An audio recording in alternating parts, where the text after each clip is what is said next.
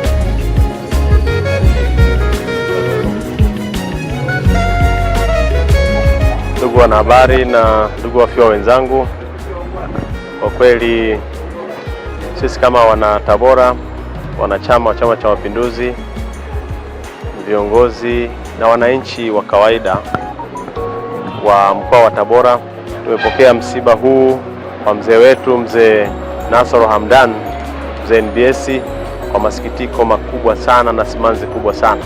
Kwa nini? Ni kwa sababu mzee wetu Nasoro Hamdani amekuwa ni kiongozi wa ngazi ya juu kabisa. Amekuwa mjumbe wa halmashauri kuu ya chama chetu taifa, neki, akiwakilisha mkoa wa Tabora kwa muda mrefu sana, lakini amekuwa mheshimiwa diwani pia hapa Tabora na ameshika nafasi mbalimbali ikiwemo ya umea, na kwa hiyo unaona kwamba kiongozi wetu, mzee wetu ni kiongozi ambaye amewatumikia wanatabora, amewakilisha wanatabora katika nyadhifa hizo mbalimbali, na katika utumishi wake amegusa maisha ya wanatabora mmoja mmoja.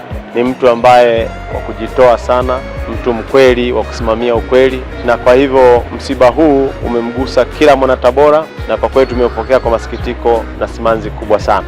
Naitwa Maimuna Abbas Kiroge, ni mwanachama wa Chama cha Mapinduzi, na mzee huyu alikuwa ni mjumbe mwenzangu wa kamati ya siasa, alikuwa mneki.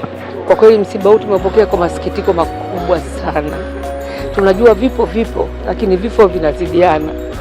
Mzee wetu alikuwa ni mtu wa watu. Mzee wetu alikuwa habagui, achagui. Kila binadamu aliyekuwa anafika kwake alikuwa ni msaada wake mmojawapo. Mali zake alizokuwa nazo alitumia kwa niaba ya watu wa Tabora. Tuna mengi ya kumkumbuka mzee. Kwanza ni mtu mwenye busara, jambo la kwanza. Pili ni mtu mcheshi. Tatu ni mtu mali yake aliyoichuma alikuwa hali peke yake katika mkoa wa Tabora. Alikuwa akila na familia na ndugu zake wote wa ngazi ya chini na ngazi ya kati na ngazi ya juu. Hakubagua mzee, tutaendelea kumkumbuka kwa hili. Kwa majina naitwa Sister Maria Sofia Shija, ni mama mkuu shirika la mabinti wa Maria hapa Tabora. Kwa kweli tumekuwa na mzee Nasoro kwa muda mrefu, amekuwa pamoja na shirika letu, amekuwa na masista wote. Kwa upendo wake tu ndio maana tumefika hapa. Tumeshirikiana naye katika uhai wake kwa muda mrefu sana. Ndio maana wakati akiwa mgonjwa tulikuwa naye. Tuliposikia umauti umemkuta tukasema hapana, ni baba yetu. Kwa kweli ni baba yetu, ndicho kilichotufanya tufike hapa. Kwa kweli baba ni baba wa wote, hachagui, habagui. Ukifika nyumbani kwake anakukaribisha kana kwamba wewe ni wa familia yake. Kwa kweli baba ameacha alama, na kama katika maisha sisi tunathamini maisha yetu, tujue kuacha alama. Ishi uache alama. Huyu baba ameacha alama. Hii jumuiya yote tunayoiona hapa tunaweza kujifunza kwake. Kimsingi kama serikali tumepokea kwa masikitiko msiba huu wa baba pia wa kiongozi ambaye kwa upande wa chama, kwa sababu mmoja wa watoto wake pia ni kiongozi kwenye upande wa Chama cha Mapinduzi. Lakini kwa maana yeye mwenyewe kwa jinsi ambavyo anazungumzwa na wengi ni kwamba alikuwa ni mdau wa maendeleo, na hata sasa hivi unaweza kuona pia ile spirit ni kama pia amerithisha hata kwa watoto wake, kwa sababu pia tunaona jinsi ambavyo umati umefika hapa, manake inaonyesha ni kwa namna ambavyo ameweza kushirikiana na jamii, na ndio maana hata hivi punde mmeweza kuongea hata na masista, inaonyesha kwamba ni kwa namna ambavyo alishirikiana na watu mbalimbali. Kwa hivyo kwa upande wa serikali ni pigo, kwa sababu kupoteza mdau wa maendeleo ni changamoto. Kwa hivyo kimsingi na sisi kama serikali tumepokea kwa masikitiko makubwa, na tunamwombea Mwenyezi Mungu ailaze roho yake mahali pema peponi. Amina. Kwa hiyo baki ni kujifunza sasa, kuhakikisha kwamba na sisi tunatembea kwa yale mazuri, kwa sababu ukisikia hapa wengi wanamzungumzia kwa mazuri, kwa maana ni mtu aliyependa maendeleo, ni mtu aliyeshirikiana na kila mmoja basi na kujali kwamba ni wa namna gani, ni kiongozi, ni mtu wa kawaida. Kwa hivyo hilo ni fundisho kwamba kila mmoja sasa aliyebaki tujifunze na sisi tuweze kuishi hayo, ili basi tuweze kushirikiana kama binadamu bila kujali nafasi ya mtu ama jinsia ya mtu yote. Ratiba ya mazishi itakuwa kesho tarehe 3 baada ya salati dhuhuri. Salati dhuhuri na maana baada ya saa 7:30. Baada ya saa 7:30 tutaondokea hapo nyumbani kwake, ambapo tutamsalia katika msikiti mkuu wa Ijumaa, na tutaelekea moja kwa moja makaburini kumhifadhi mzee. Ratiba nyingine tutaendelea kutoa hadi muda unavyokwenda, kama kuna dua na nini, lakini kubwa kabisa upande wa mazishi tutamstiri baba yetu kipenzi chetu kesho baada ya salati dhuhuri.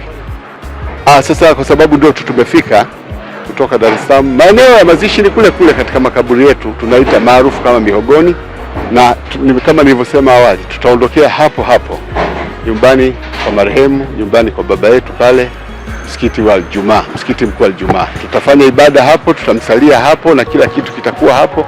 Baadaye tutaelekea makaburini kumstiri. Isipokuwa kabla, wakati tunaendelea na program nyingine, tutatoa ratiba nyingine kadri muda utakavyokuwa ukituruhusu.